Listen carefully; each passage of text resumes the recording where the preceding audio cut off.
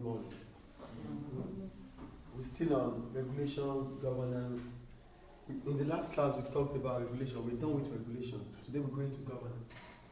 We're talking about governance. Governance simply means how we are being guided, how we are being controlled according to the rules, according to the regulations. That is governance. The way things are done according to the law. Do you get what governance is here? Governance simply means how we are being controlled, how we are being directed according to law, according to what the law says we should. The laws are the regulations. How we use those laws are governance. Do you get the difference between regulation and governance here? There's regulation, which is the rules, the laws that we use. How we get them used in terms of control within the organization is called governance. So governance is a system of rules, practices and processes by which a business is directed and controlled. So without governance, a business, you write again, you are out of this classroom. Without governance, a business will not be able to achieve its goals because it means there's no control, there's no direction. Without governance, there's no control, there's no direction. Same goes to the classroom. Without ensuring that the class is governed well, it means the class becomes a marketplace. Same goes to the business.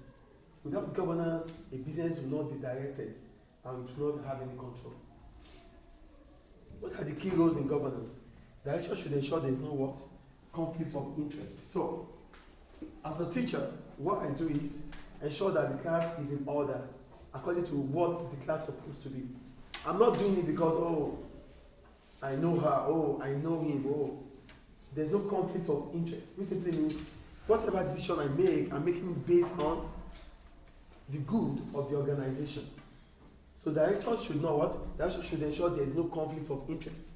And what is conflict of interest? When an individual personal interest could compromise their judgment, decisions, or actions at workplace.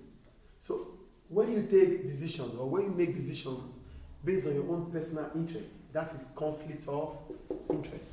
So directors who are in charge of control of the organization must ensure that there is no what? Conflict of interest. They are in charge of making decisions, and whatever decisions they make, they have to make it based on the objectives of the organization, not because of their own gain. Do we understand conflict of interest here? Conflict of interest simply means you making decisions based on your own personal gain. That is conflict of interest. But directors should not, because they are the one in charge of control and direction of the organization.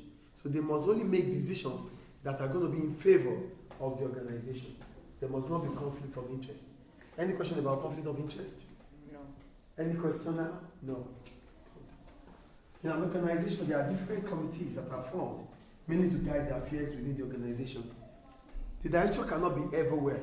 So it simply means the elect committees that are in charge of day-to-day running of the business. So what are the type of committee that they use to employ elect? The first one is the audit committee. Auditing means checking and balancing. Checking and balancing. So what are they doing? Are they doing it right? Are they sure they are doing the right thing? What is missing? This is what auditing is about. Checking and balancing the affairs of the organization. So here it ensures that financial reports. When we talk about financial reports, we're simply talking about your statement of financial position, your statement of profit or loss account are accurate, and internal controls are comply with legal requirements. So whatever accounts we have as a business, we must it must be what the law says. We must not lie about our accounts. That is the point about audit committee. They check if we are lying about our financial statements or not lying about financial statements. We must never lie about it anyway, because if we do lie, that means we are at risk, compliance risk. So the audit committee is in charge of checking and balancing that whatever reports we are offering to the public or we are publishing to the public is right. There's no falsification about it. Audit committee. Do we get audit committee here? Auditing means checking and balancing You are checking whatever people have done. I might be audited. Someone might come here to check how I'm teaching. That is auditing. They want to check if I'm doing it right or not. Do you understand audit committee? Yes. So the committee that is set up to check and balance the affairs within the organization, to check if the books are right, is called the audit committee. Do you understand audit committee here? Yes. The second one is risk committee. It oversees how an organization identifies and manages risk, ensuring strategies are in place to handle potential threats. We have risk management. We talked about risk management. Risk management simply means you are identifying, analyzing, and developing a plan to avoid, to reduce, or to transfer risk. That is what risk management is. So the committee that is saddled with the responsibility of checking the potential threats in the future is called the risk committee. Again, risk management means identifying, analyzing, and developing a plan to avoid, to reduce, or to transfer risk. That is risk management. So the committee that is set to ensure that the economy or the business is not at risk of threat is called the risk committee. So I wrote, it oversees how the organization identifies and manages risk, ensuring strategies are in place. Strategies are plans that allows us to achieve our goal, our objective. That is what a strategy is. A strategy is what? A plan that allows me to achieve my goal. So the committee that is set up to ensure that risk is managed is called the risk committee. Do we understand risk committee here? The audit committee is about checking and balancing the book, if we are saying it right or not. The risk committee identifies and finds a strategy to ensure that we are not opened to risk or potential threat in the future. And the third one is compliance committee. For compliance simply talks about we getting things done right. Do A, get it done. Don't make noise in the classroom, don't make noise in the classroom. That is compliance. So the committee that checks that whatever we are supposed to do, we get it done, is the compliance committee. And if we are not complying, we are at what? Compliance risk.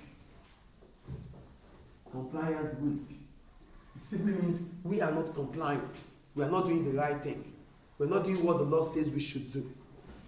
Compliance committee. It ensures the organization complies with legal, anything that does with regulations, laws, regulatory, and internal policy requirements. All of these are what should be done within the organization. So if we are not doing it right, it simply means we are not complying. So the committee that checks if we are doing it right or not is the compliance committee. Do we understand compliance committee here? The audit committee checks our books. The risk committee confirms or checks if we are exposed to potential threats. Exposed to potential threats. The compliance committee checks if we are doing it right or not. Are they the same? No. This checks our book, our financial records. These find a way to strategize, plan, to ensure that we are not exposed to risk. This, yes? Can you give an example of potential threats? Compliance option. But- Risk, right? Yeah. Yeah, risk, it could be fire, it could be financial, it's whatever risk is about what we don't know that could happen. It could be financial. We might lack money in the future, we might not have cash in the future. We might not have enough cash in the future. That is financial risk. So what are we doing? What plans are we putting in place to ensure that if financial risk comes in, we are able to solve it? For example, maybe in June, we will be short of cash. If we are short of cash, we won't be able to pay our workers. We won't be able to pay our bills, yes or no? So what is the plan? We take overdraft from the bank. So we have already strategized. In case we don't have cash in June, we will take a bank overdraft. So how am I going to be able to take a bank overdraft? It means we need a business plan. So risks are things that could happen that it's beyond our control. But the only thing we could do is to avoid it, to try to avoid it. by making plans, to reduce it by making plans, or to transfer it by insuring it, by insurance. So any risk that you can be exposed to in the future, you need to find a way around it. That is risk management. So every business has to have personal and risk management. There's a personal risk, which simply means you might get injured at work. So what is the plan? Safety, health and safety. So I have to have stability in my The business must have it. So risk is all about what we can get exposed to. That's the threat to the organization. So what you have to do is avoid it, reduce it, or transfer it. It could be any form. There's compliance risk. Compliance risk means you are not doing the right thing. Because you're not doing the right thing, you are not complying. You will be penalized. You pay for it. It's just like in the classroom. I tell you not to make noise, you make noise, you pay for it maybe by kicking you out of the classroom or reporting you to the school admin. It is compliance. So whatever you do that you're not complying with, there's a price to pay. So that is what risk is about. Do we get it now? So here, they check our books, they plan, they strategize on potential threats, how to avoid it, reduce it, or transfer it.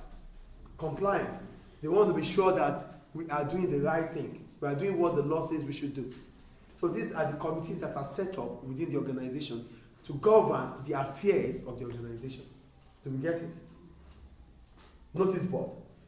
Board should have a thorough annual evaluation to assess the performance with external review for every 3 years.